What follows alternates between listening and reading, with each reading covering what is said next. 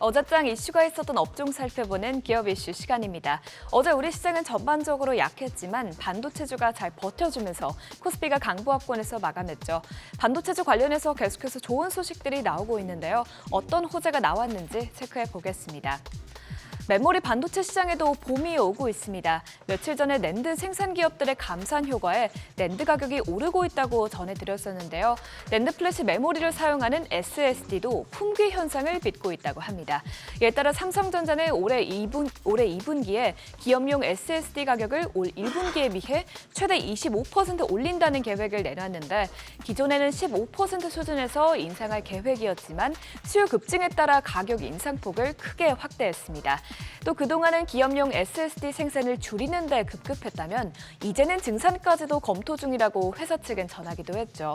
그간 부진하던 SSD 제품에 왜 품귀 현상이 일어나는지 살펴보면 최근 엔비디아와 테슬라를 비롯해 글로벌 빅테크 기업들이 스토리지 용량을 확대하고자 하는 움직임을 보이자 주요 서버 기업들이 SSD 구매를 늘리면서 이 같은 현상이 발생하고 있다고 합니다.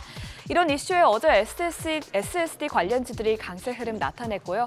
또 SSD 테스터 기술력을 가진 기업들이 CXL 검사 장비에도 뛰어들고 있어 어제 CXL 테마도 함께 급등했습니다. 관련해서 시세 체크해보면 엑시콘은 SSD 수요 확대와 CXL 모멘텀까지 겹치면서 21%대 급등했고요. 또 한동안 횡보하던 전공정 반도체 기업 테스가 최근 좋은 시세를 내고 있는데 어제는 17%대 오르면서 52주 신고가를 경신했습니다. 그래서 마이크로 투나노, 파두 그리고 윈팩까지 모두 큰 폭으로 상승했습니다. 반도체의 연장선상에서 볼 수 있는 테마가 보안 테마죠. 반도체로 시작된 AI 열풍으로 사이버 위협이 고도화되고 있기 때문인데요. 이를 해결하기 위한 정책 모멘텀도 나왔습니다. 정부는 사이버 보안의 필요성이 확대됨에 따라 사이버 보안 신규 사업을 추진하고 올해 사이버 보안 연구개발 예산을 전년 대비 22% 증액한다고 합니다. 특히 올해에는 세계적 수준의 보안 기술 및 전문 인력을 확보하기 위해 글로벌 선도국과의 기술 개발 협력과 인력 교류를 새롭게 추진한다고 하죠. 실제로 최근 반서방 진영을 중심으로 해킹 공격이 기하급수적으로 늘어나고 있다고 하는데요. 국가정보원에 따르면 지난해 국내 공공 분야에서 탐지된 국제 해킹 조직의 공격 시도는 하루 평균 약 162만 건에 달했다고 합니다. 이런 이슈의 보안주가 최근 주목받고 있는데요. 모니터랩은 MS와 오픈AI 협업에 보안 파트너로 부각되면서 3.96% 올랐고요. 또 한싹은 3.6% 뛰었습니다. 이어서 휴네시온과 CQ세는 1%대 상승 마감했습니다. 국제유가가 멈출 줄 모르고 오르고 있습니다. 어제 WTI가 종가 기준 83.71달러에 마감되면서 5개월 만에 가장 높은 수준까지 올랐는데요. 이에 따라 국내 LPG 관련주도 급등세를 나타냈습니다. 최근 국제유가 상승에는 여러 이유들이 있는데 먼저 미국과 중국 경제가 살아나면서 원유 수요가 확대될 것이라는 기대감이 커지고 있기 때문입니다.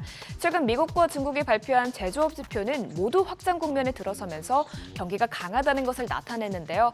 두 공룡 국가의 경제 활동은 원유 수요와 직결돼 있죠. 아울러 지정학적 리스크가 고조되는 것도 유가 상승을 견인하고 있습니다. 최근 이스라엘군이 시리아에 위치한 이란 영사관을 미사일로 타격했다는 보도가 나온 후 이란이 보복에 나서겠다면서 중동 지역 긴장 국면이 더욱 심화되고 있습니다. JP모건에 따르면 국제유가가 9월에는 100달러까지 높아질 가능성이 있다고 하는데요. 이에 따른 국내 정유주들의 움직임도 계속해서 주시할 필요가 있겠습니다. 흥구석유가 어제 상한가에 마감됐고 중앙에너베이스는 11.58% 뛰었습니다. 이어서 SK이노베이션 그리고 국동유화, S-오일까지 모두 3%대 상승 마감했습니다.